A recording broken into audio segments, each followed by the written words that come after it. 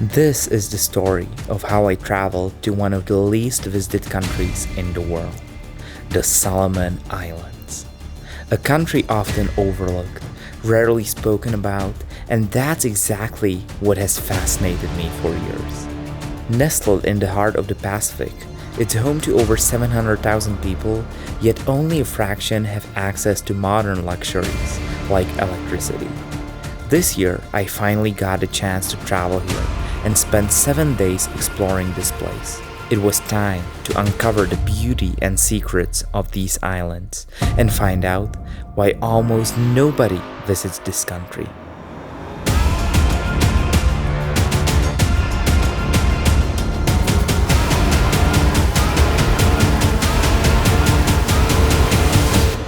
But first, we have to go back to the beginning.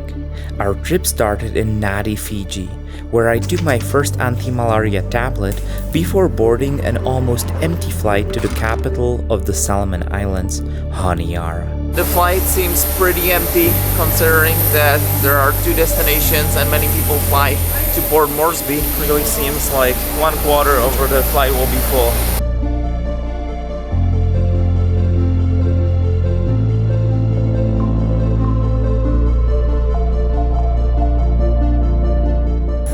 Even though this aircraft was almost empty, even from those people who were inside, most of them stayed and are continuing onwards to Port Moresby. So really, nobody goes to Solomon Islands.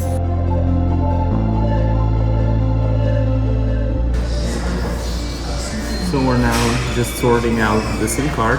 It's actually quite cheap. You can get 5 gigabytes for only 50 Solomon dollars, which is about $4 US or so. So not too bad.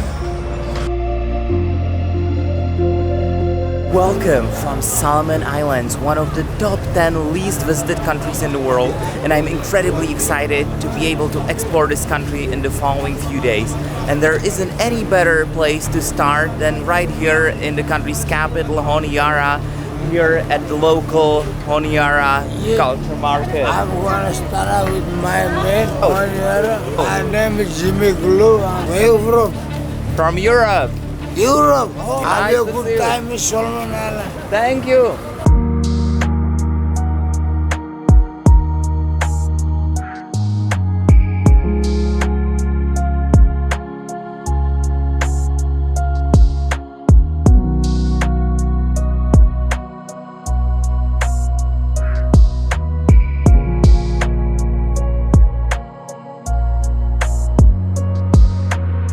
I just love going to these local markets in every country I visit.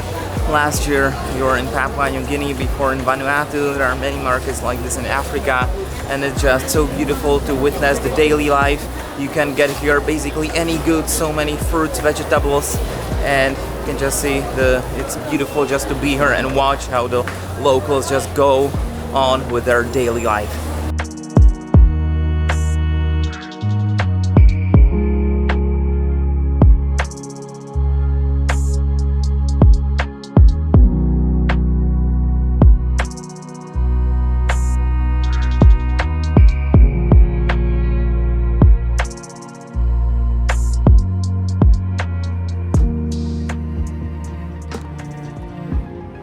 From the Honiara market, we decided to explore the nature around the capital. Soon, we found ourselves on a small, rough road in the jungle. So on a map, I found this very beautiful looking waterfall, and it was supposed to be somewhere here in the jungle. So we just went here. It said that it will be about 20 kilometers, but the road suddenly turned out to be something very bad, and the worst part is that it's very slippery. And now we are trying to find the waterfall. It's supposed to be like 1 kilometer now from here. We're in the middle of Solomon Island jungle. Tenaro waterfall. So we found the trail. It's right here, Tenaro waterfall. But it takes about an hour to get there. Now it has started rain very heavily, so we will not do it today, and maybe we'll come here tomorrow. In the end, we didn't come back the next day, but nevertheless, we explored the beautiful nature and then returned to some villages. One thing you'll find throughout the entire country is a drug called betel nut. The locals say it makes you feel more energetic, similar to coffee, but it's very addictive, stains your teeth red, and causes cancer and many other health issues. How many per day would you eat? Oh my god! After this, we wanted to head back to Honiara, but our car had other plans. Right now, oil is leaking from our car. There's a red sign inside, and there is absolutely no cellular connection, so we cannot call anyone, and I have no idea what we're gonna do. So we cannot be, because he has rented the car, but we cannot go to Honiara because the car is gone. We cannot go any further, so we're catching the bus and going to the city. In the end, the car was sorted out, and that was a wrap of day one in the Solomon Islands. The next morning, we headed to the other side of the island to explore the coast, villages, and meet the locals. But the road quality was really something. I mean, I've heard that there are bad roads here in Solomon Islands, but having this road like 2 kilometers from the capital city, Honiara, well, I didn't expect this to be this bad. So the potholes everywhere, and I don't think it will get any better in the next few years, because it doesn't seem like anybody cares.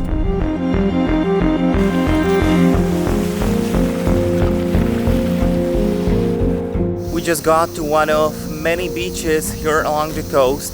Every beach is basically owned by some family, so you have to pay a small entrance fee.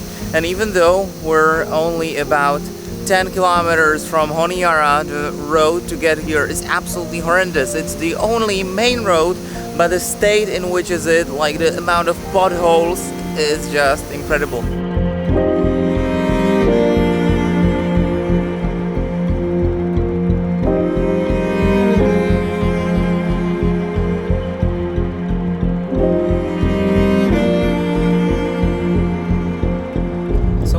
Of one local from that beach, we are now going to a few villages because he knows it there, so without him we wouldn't be able to get there.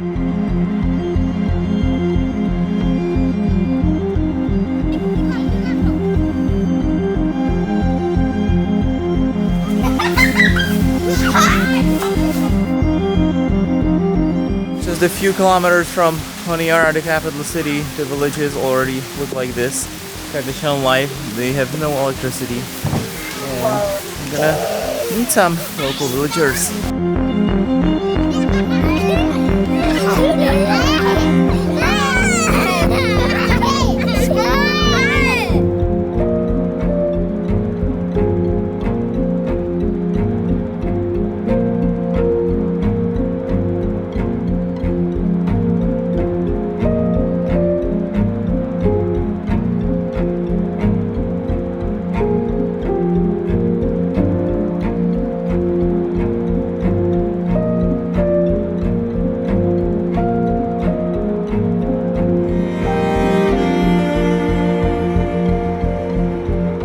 By late afternoon, we returned to Honiara and learned a bit about its World War II history.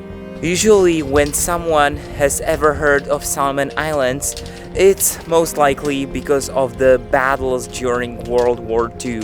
And especially here on the main island called Guadalcanal, there were some of the biggest fights in all of Pacific between Americans and its allies and Japanese forces. And here I'm at the US War Memorial, which was built in the tribute of the people who died in these fights.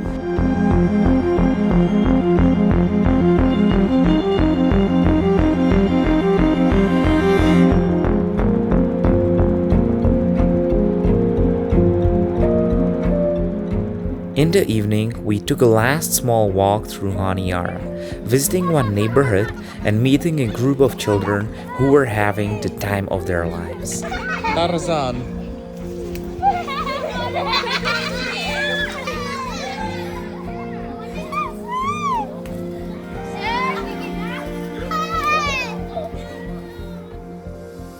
From the small number of visitors who come to the Solomon Islands, most stay on the main island around Honiara. But there are around 900 different islands, and because I always like to go a bit further and truly explore the country I'm in, after 2 days in Honiara, we headed back to the airport to explore the outer islands of the Solomons. We boarded an hour-long flight to New Georgia Island, to a place called Munda. But from there, we went even further, because our destination was a smaller island called Rendova. The only way to get there is by a small boat, which takes around 40 minutes. Along the way, we refueled and continued toward our island. After about 10 minutes, we reached a very shallow part of the reef, and it was necessary to carefully pull the boat through. But after that, we suddenly reached the open ocean, and it was really something crazy. For 20 to 30 minutes, we faced very rough waves, and in a small boat like this, I honestly felt like we were going to tip over a few times.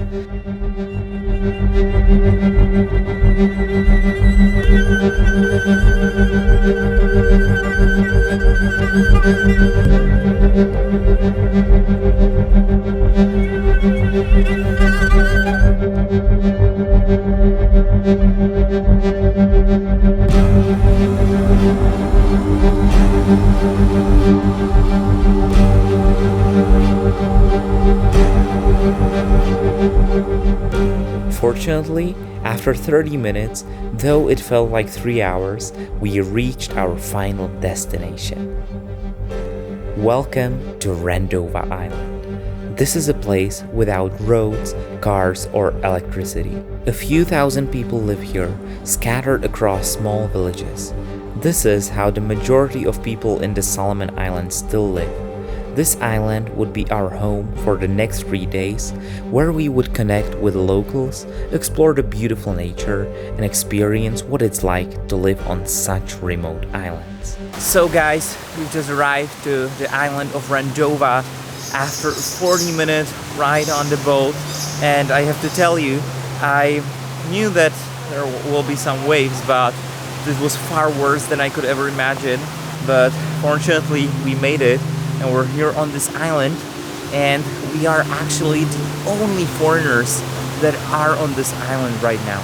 So it'll be very interesting to see how the locals live on remote islands like this. I'm sure you're wondering where we stayed during our time here.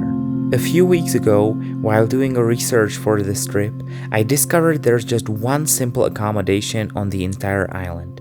It's called Titiru Eco Lodge, run by a man named Pana and his family. I think we found the best hidden gem of Solomon Islands. I haven't met someone so ambitious, positive, and with such a good mindset as Pana in a long time. He agreed to do an interview where he shared what it's like living on Rendova Island, what everyone, even me and you, can learn from the local way of life, as well as the struggles and improvements needed here. Hello, my name is Pana. I'm from the Solomon Islands in the western province, Rendova Island.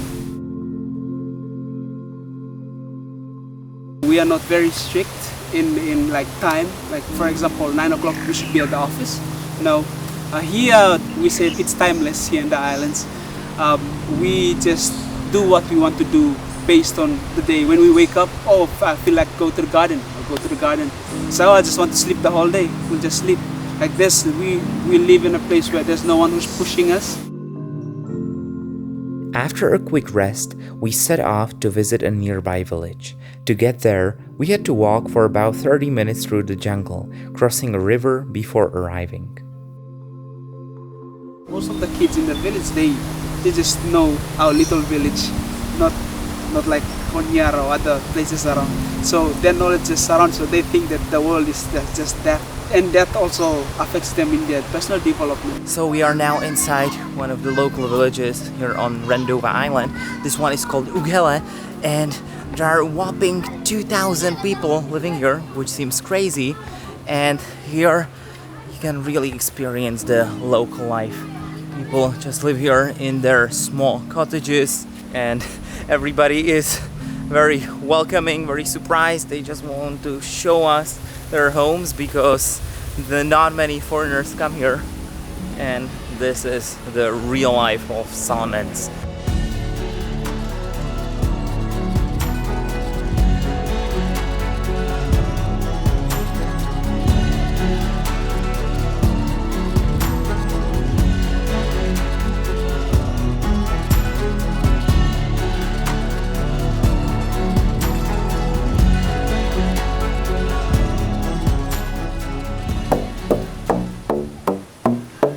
So here in the village, they have a local instrument made from bamboo, and this one gentleman, he's actually the one who invented it, and they are gonna play something.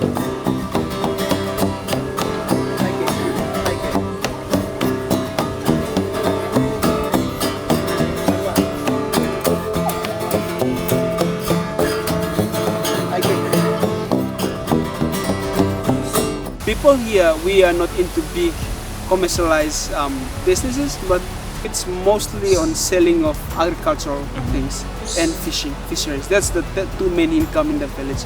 And it's not really a big income, it's just something small. I'd say 400 Solomon dollars for a month. So that's $100 a week. Yeah. That's the income. For one person or the whole family? Whole family. Whole family. Yes. And for example, here, this behind me is a Japanese plane. It's been lying here for the last 80 years, so there's quite a lot of history in here.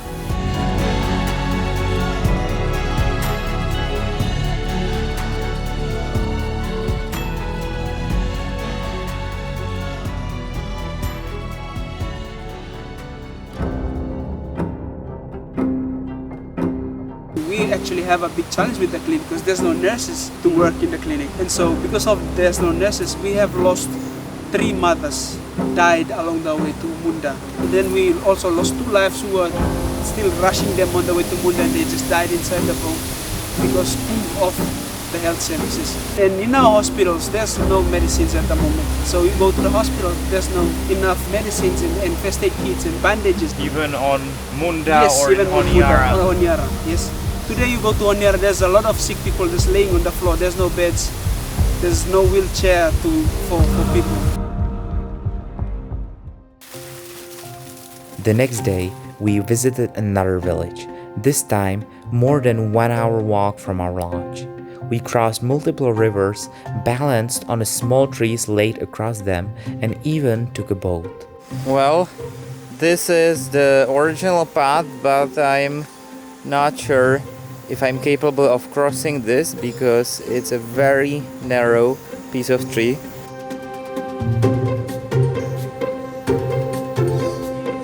Tak super.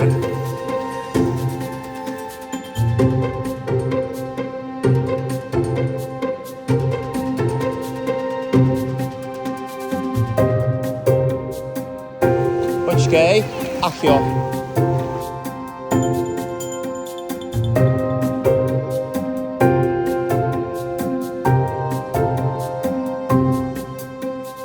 So after 1 hour of walking, we have finally reached the village, and I have to tell you that with this very hot weather and humidity, it was something, but fortunately we managed to cross all the rivers, and now we're finally here. And the lady who took us here goes this way every single morning. In the village, there were lots of kids who left my camera and wanted their pictures taken.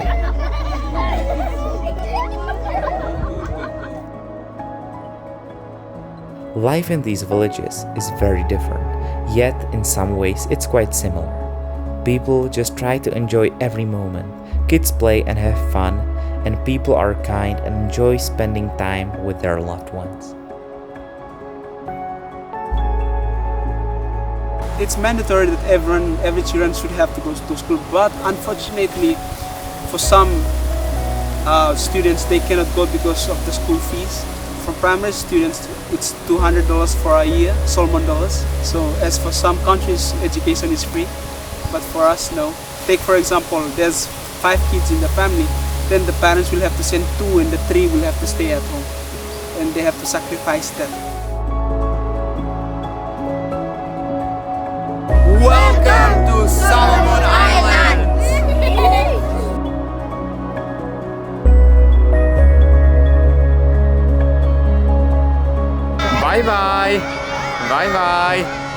After saying our goodbye, we headed back to our lodge, again crossing rivers and taking a final stretch by boat. I went for a quick swim to refresh, then got some work done and relaxed a bit.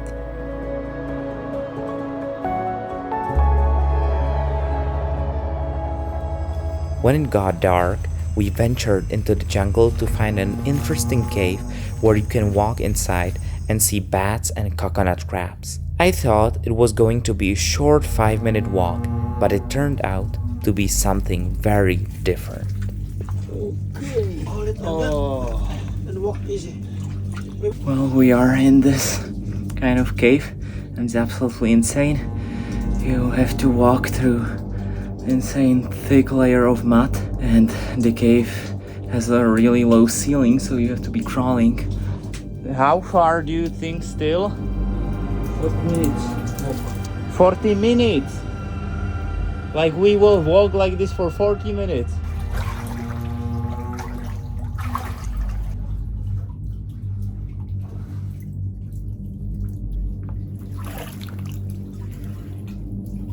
Oh no.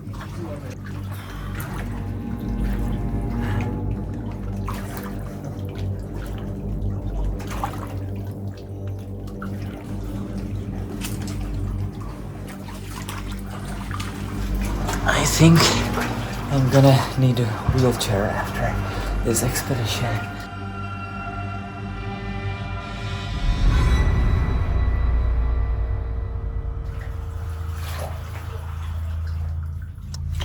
So now we really have to crawl.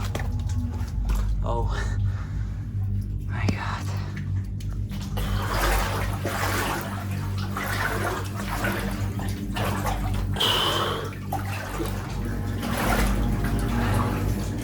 This is far worse than I expected. Maybe I can already see the end. Oh, so we are outside. Sorry for how I'm looking, but this was just insane. Just glad I'm outside, but it was definitely hell of an experience.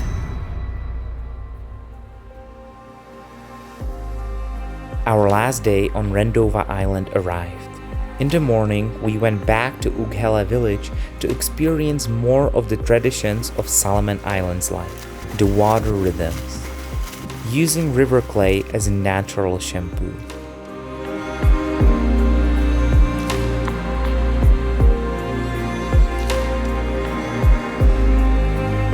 How traditional clothing is made from a local tree, used both for clothes and for mothers to carry their children.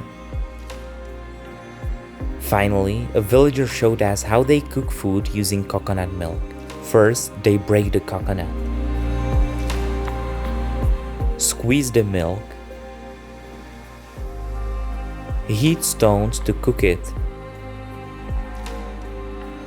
add greens and ginger, and cover it with large palm leaves. Honestly, it didn't look very appealing and I was hesitant to try it, but the taste surprised me. So now we're gonna try the end result. Let's taste it. Greens with coconut cream, ginger. It's actually really good. Oh, I didn't expect this, but it's really tasty. Coconut, greens, you can feel the ginger. Well, I think I should cook this at home as well. 10 out of 10.